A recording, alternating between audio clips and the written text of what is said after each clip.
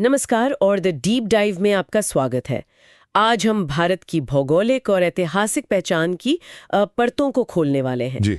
हमारे पास the geographical and historical profile of India पर एक बहुत ही दिलचस्प स्टडी है और हमारा मकसद है इसके सबसे ज़रूरी और कह सकते हैं हैरान करने वाले तथ्यों को समझना। बिल्कुल। तो चलिए सीधे मुद्दे पर आते हैं।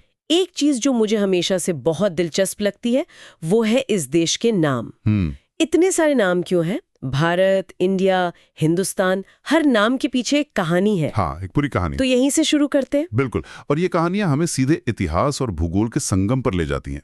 जैसे हिंदुस्तान को ही लीजिए, इसकी जड़ें सिंधु नदी से जुड़ी हैं। अच्छा। प्राचीन आर्य इसे सिंधु कहते थे। अच्छा। लेकिन जब ईरानी आए तो उनकी भाषा में स का उच्चारण ह होता था। ओहो, तो स का ह बन गया। हाँ, तो सिंधु नदी बन गई हिंदू नदी आहा। और उसके आसपास का इलाका वो हो गया हिंदुस्तान। ये तो कमाल है। मतलब एक अक्षर के उच्चारण के फर्क से देश का नाम पड़ गया।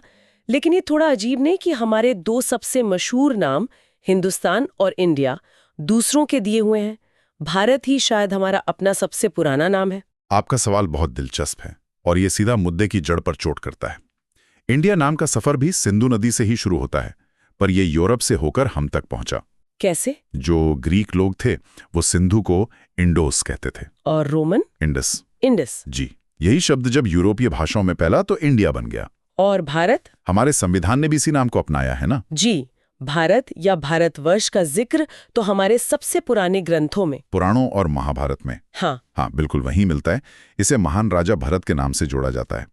तो एक तरह से देखें तो भारत हमारी सांस्कृतिक पहचान से जुड़ा है, जबकि इंडिया और हिंदुस्तान वो भौगोलिक पहचान से जो दूसरों की नजर से देखी गई। और आज आधिकारिक तौर पर भारत और इंडिया दोनों का इस्तेमाल होता है। तो इन नामों की तरह ही जो अपने आप में एक लंबा इतिहास समेटे हैं, इस देश का आकार भी मतलब बहुत विशाल और दिलचस्प है। हाँ, बहुत।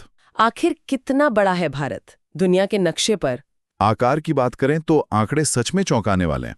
भारत का कुल क्षेत्रफल लगभग 33 लाख वर्ग किलोमीटर है। 33 लाख? जी। इस हिसाब से हम दुनिया के 7वें सबसे बड़े देश हैं।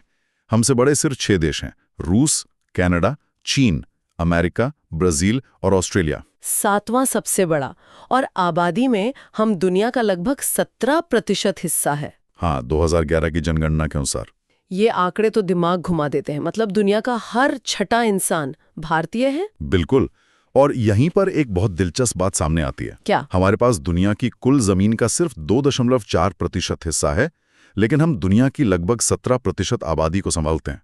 तो इसका मतलब हुआ कि हमारे संसाधनों पर, हमारी जमीन पर कितना ज्यादा दबाव है। बहुत ज्यादा। ये एक ही तथ्य भारत की कई चुनौतियों और ताकतों को समझने की क्या कहते हैं, एक चाबी है। वैसे तुलना करने के लिए किसी और देश से इसकी तुलना कैसे करेंगे? एक तुलना मुझे हमेशा हैरान करती है।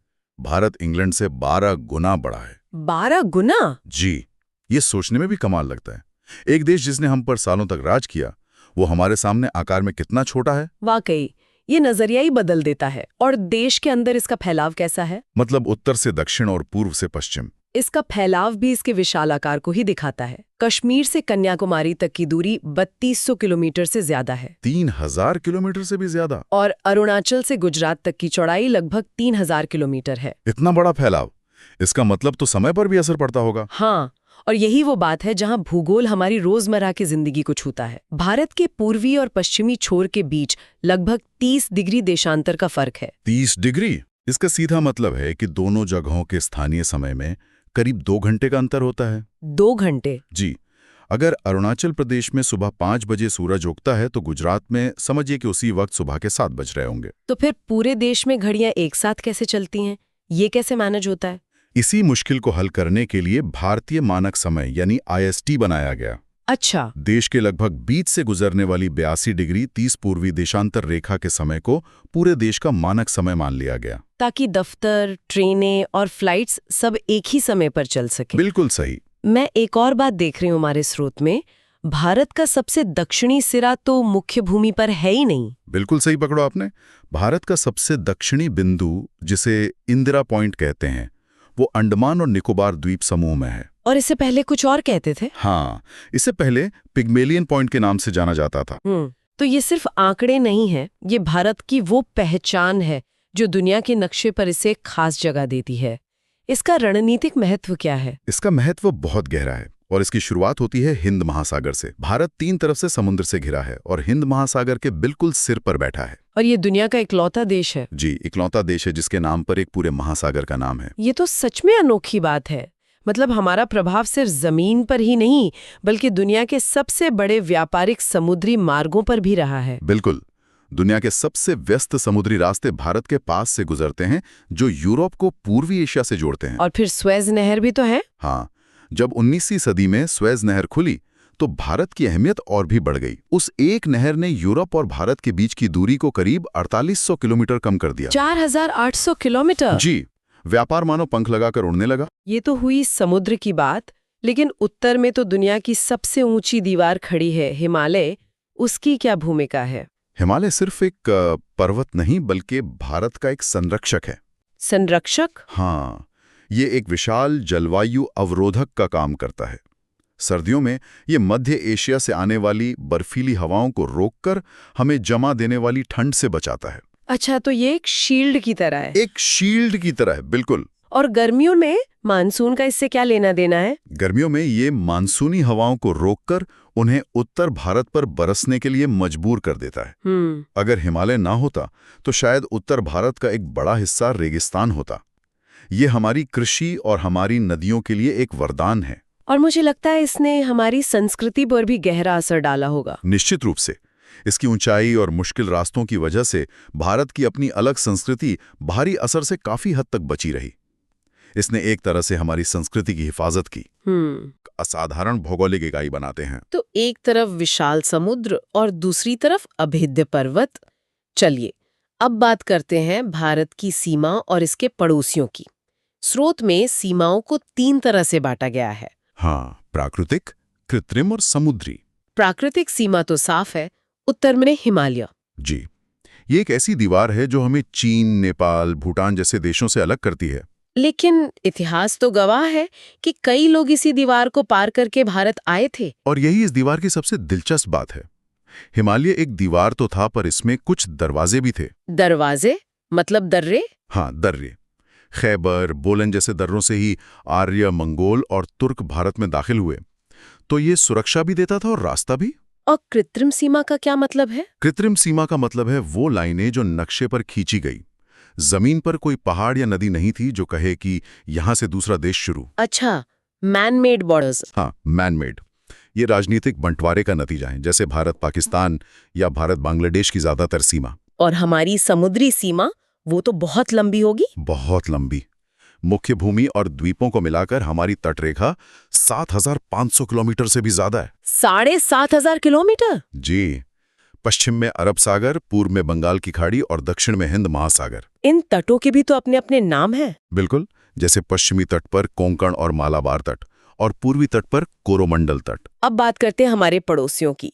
जमीनी सीमा पर कौन कौन से देश हैं? हमारी जमीनी सीमा 7 देशों से मिलती है।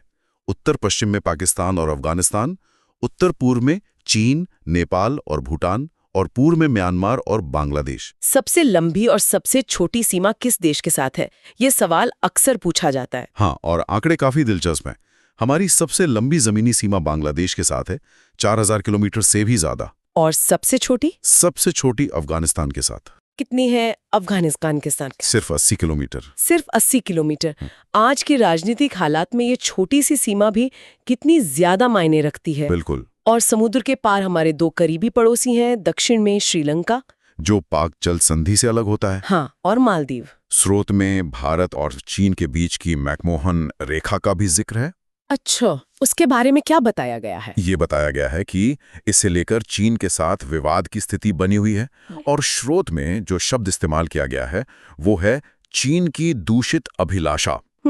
तो स्रोत इसे एक तरफा विवाद का कारण बता रहा है? जी, स्रोत का यही नजरिया है। तो कुल मिलाकर देखें तो भारत की भौगोलिक पहचान कई परतों वाली है। बिल्कुल। इसके नाम हमें इसका विविध इतिहास बताते हैं। इसका विशाल आकार और दुनिया के नक्शे पर इसकी केंद्रीय स्थिति इसे व्यापार, जलवायु और संस्कृति के लिहाज से एक पावर हाउस बनाती है। पर इसकी सीमाएं, एक ओर हिमालय की अभेद्य दीवार और तीन ओर विशाल समुद्र इसे एक अलग भौगोलिक इकाई या कहें तो एक उपमहाद्वीप का दर्जा देती हैं। सही बात है। इन प्राकृतिक सीमाओं ने इसे बाकी एशिया से अलग करके एक खास पहचान दी है। इस सब पर विचार करने के लिए एक अंतिम विचार मन में आ रहा है। बताइए। हमने बात की कि कैसे हिमालय के दर्रों ने प्राचीन काल में विभिन्न संस्कृतियों को भारत आने का मार्ग दिया। जी। तो सोचने वाली बात यह है कि जिन भौगोलिक विशेषताओं ने भारत को एक सुरक्षित किला बनाया, क्या उन्हीं ने अनजाने में इसे संस्कृतियों के संगम का एक खुला मैदान भी बना दिया?